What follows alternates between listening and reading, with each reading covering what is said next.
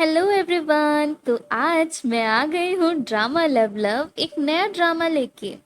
आपको तो ये पता ही होगा कि बहुत सारे नए नए ड्रामा आ गए हैं और अब मेरे पास आप सब लोगों ने मुझसे कहा था ड्रामा लव लव फिर से रिव्यू कीजिए। तो इसी के साथ एक नई स्टोरी शुरू करते हैं।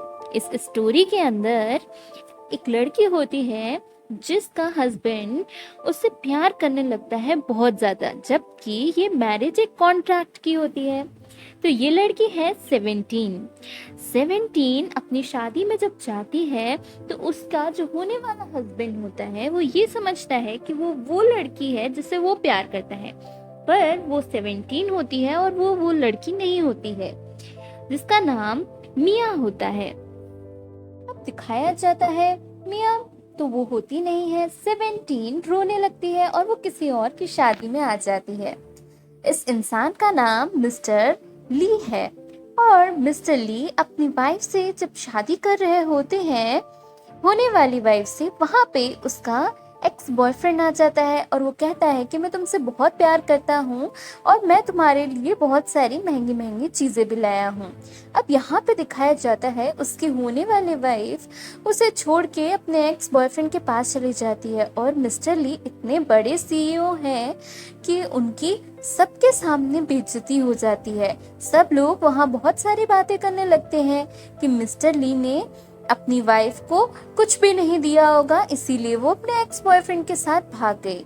अब ये सारी बातें हमारी 17 सुन रही थी। अब 17 सोचती है कि उसका तो ब्रेकअप हो गया, क्योंकि वो जिसको अपना समझ रही थी वो तो उसको मिया समझ रहा था।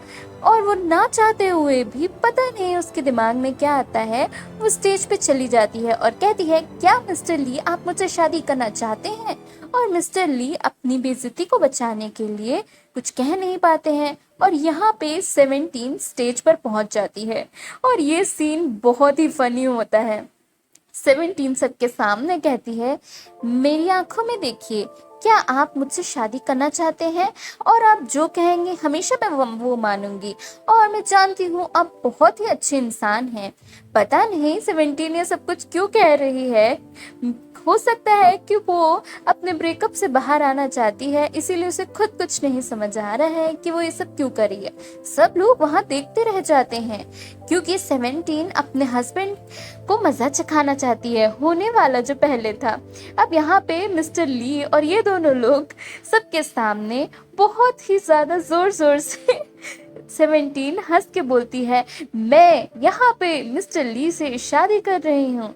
अब इसी के साथ दिखाया जाता है, सीन शिफ्ट हो जाता है जहाँ पे मिस्टर ली की शादी होने वाली होती है और उसकी एक्स गर्लफ्रेंड कहती है, मैं बहुत ही ज्यादा तुमसे प्यार करती थी पर मैं अपने एक्स बॉयफ्रेंड को ज्यादा चाहती हूँ, मैं तुम्हें ये पहले नहीं बता पाई। मिस्टर ली कहते हैं, ठीक है कोई बात नहीं, मैं समझ सकता हूँ। और यहाँ पे 17 अपने एक्स हस्बैंड को बुलाने के लिए जो होने वाला था वो बहुत कुछ करने लगती है। अब यहाँ पे स्टोरी बहुत इंटरेस्टिंग हो जाती है क्योंकि मिस्टर ली को बहुत ही महंगी महंगी चीजों का शौक है और वो 17 को एक से ही महंगी चीजें देते हैं और कहते हैं कि तुम्हें इसमें से जो चूज करना है वो चूज कर लो। वो कहती है कि मुझे कुछ नहीं चूज करना है, बस मेरे लिए ये मैरिज सर्टिफिकेट काफी है, क्योंकि मेरे हस्बैंड ने मुझको मेरे शादी में ये कहा कि मैं मिया हूँ, बल्कि मैं तो कोई और हूँ। अब यहाँ पे दिखाया जाता है मिस्टर ली उसकी छोटी छोटी बातों को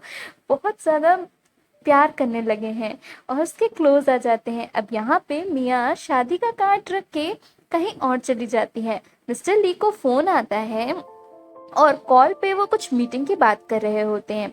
जब वो वापस देखते हैं वहां से वो चली गई होती है। 17 के साथ वो एक कॉन्ट्रैक्ट करते हैं कि वो कंपनी में पता लगाएगी कौन लोग उनके पीछे गलत काम कर रहे हैं।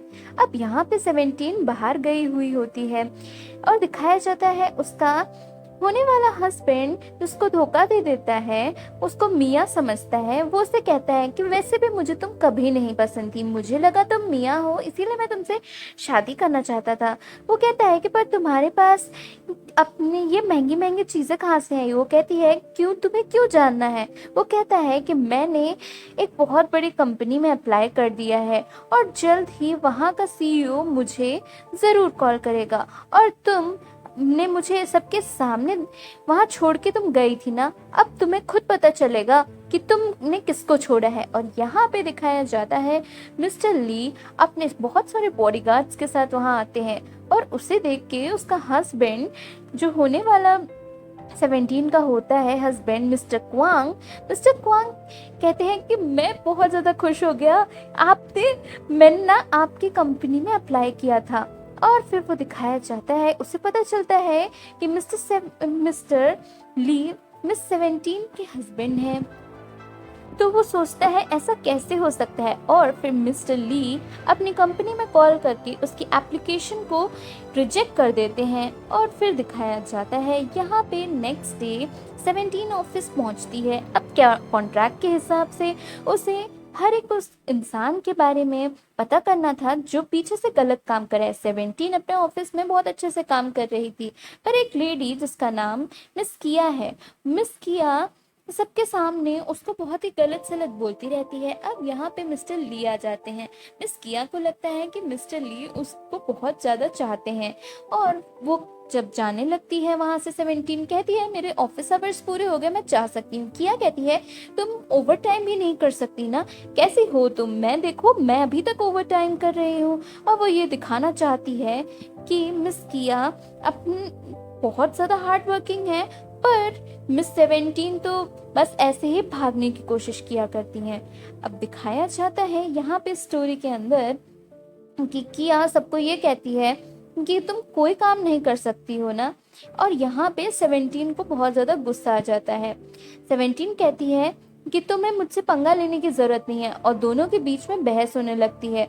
वहाँ पे मिस्टर ली आ जाते हैं और मिस्टर ली के सामने वो ऐसा दिखाती है कि वो सारा काम करती है, पर मिस 17 सिर्फ और सिर्फ उसकी सबके सामने बुराई किया करती हैं। और यहाँ पे मिस्टर ली को सब कुछ पता होते हुए भी वो ये कहते हैं कि मैं इसके अंदर ज़रूर इन्वेस्टिगेशन करूँगा और पता करूँगा कौन गलत है। और ये बात 17 को बिल्कुल अच्छी नहीं लगती है कि वो उसका हस्बैंड है और उसने सबके सामने ऐसा किया। अभी तक किसी को भी ऑफिस में ये पता नहीं है कि मिस्टर ली और मिस 17 की शादी हो गई है। अब यहाँ पे दिखाया जाता है, वो कहते हैं कि ठीक है मैं सब पता करके बताऊंगा। मिस 17 बैठी रहती है और ओवर टाइम बहुत सारा वर्क करती हैं। मिस 17 पूरी रात काम करती हैं। फिर मिस्टर ली ये सब कुछ देख रहे होते हैं, पर यहाँ पे जो किया होती है उसके सब कुछ बिल्कुल पसंद नहीं होता है, और सुबह वो सारी रिपोर्ट्स छुपा देती है। और वो ऑनलाइन एक इंटरव्यू होता है जिसके अंदर उसे बहुत कुछ बोलना होता है, वो स्क्रिप्ट भी छुपा देती है। पर मिस 17 बिना स्क्रिप्ट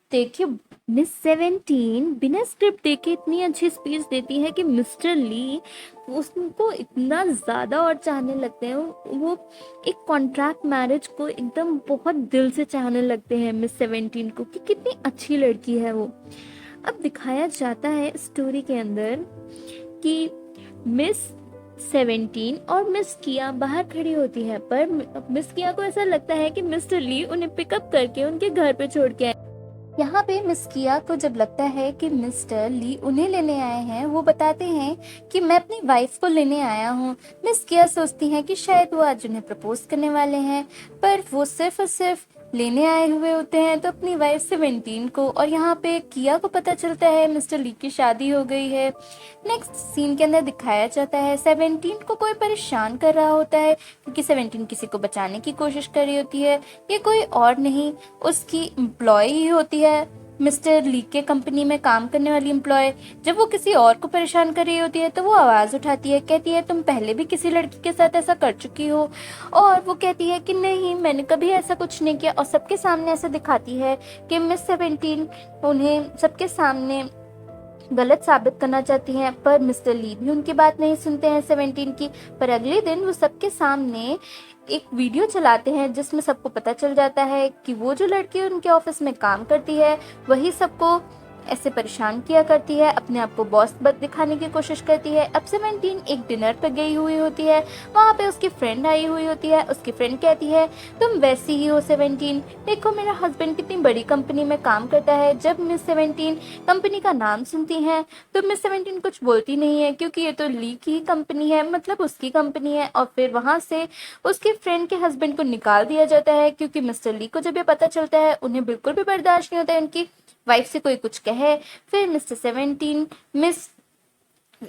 ली मिस 17 को बहुत अच्छा ट्रीटमेंट दे रहे होते हैं। यहाँ पर दिखाया जाता है कि वो बैठी हुई होती है और वो कुछ काम कर रही होती है, और वहाँ पे वो देखती है मिस्टर ली किसी से मिलने आए हुए हैं।